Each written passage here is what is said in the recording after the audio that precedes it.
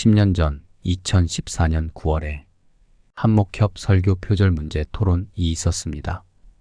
왜 설교를 표절하는지에 관해 논했는데요. 그 핵심은 세 가지로 요약되었습니다. 첫째, 저작권 인식 부족이었습니다. 타인의 설교를 표절하는 것이 죄인지 전혀 모르고 있다는 것이었습니다. 설교자가 도둑질하지 말라고 설교는 하는데 정작 자신의 설교는 남의 것을 도둑질해서 하는 것입니다. 신학생들 중 책을 PDF로 마구 복사해서 돌려 읽습니다.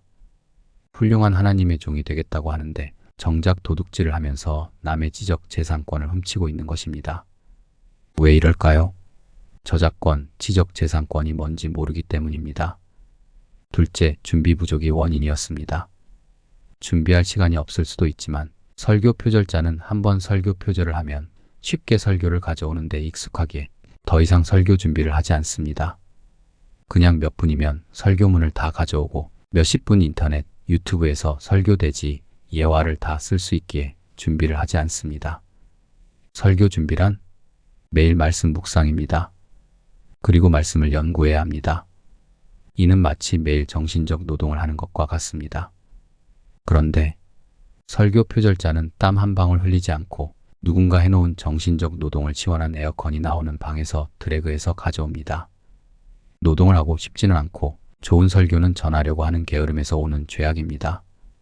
설교 표절이 뭐가 문제냐고 하는 사람들이 있는데요. 그런 표절 설교는 설교자 자신도 죽이지만 그런 설교를 듣는 청중도 서서히 영적으로 죽입니다.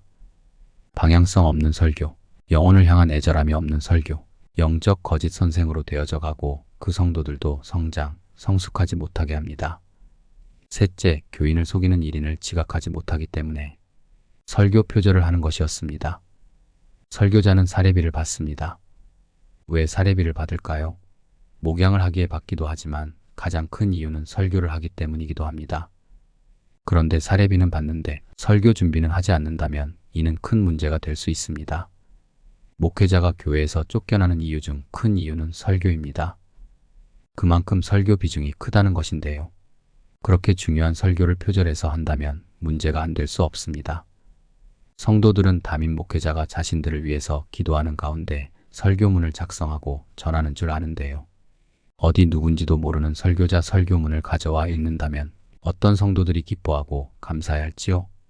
연예인들 중 설민석, 김미경, 홍진경, 김혜수 등 논문 표절 문제가 있었습니다. 다들 자신들의 문제를 인식하고 논문을 폐기하기도 했고 방송을 잠시 중단하기도 했었습니다. 논문 표절만 문제가 아닙니다. 설교 표절도 문제입니다. 통째로 바뀌기, 아웃라인 바뀌기, 짜깁기 등 문제입니다. 설교 표절의 원인에는 신학 철학의 부재, 영성 부재가 있어서 그렇기도 합니다. 설교 잘하고 싶은 욕망은 있지만 진득하게 책을 읽고 묵상하고 연구하기는 꺼려하는 시대입니다. 설교 표절은 설교자에게 영혼의 독이 됩니다. 결국 영적 황폐화, 교회 황폐화, 교계 황폐화로 이어지게 됩니다. 하나님과 교인들을 속이는 일을 멈추어야 합니다.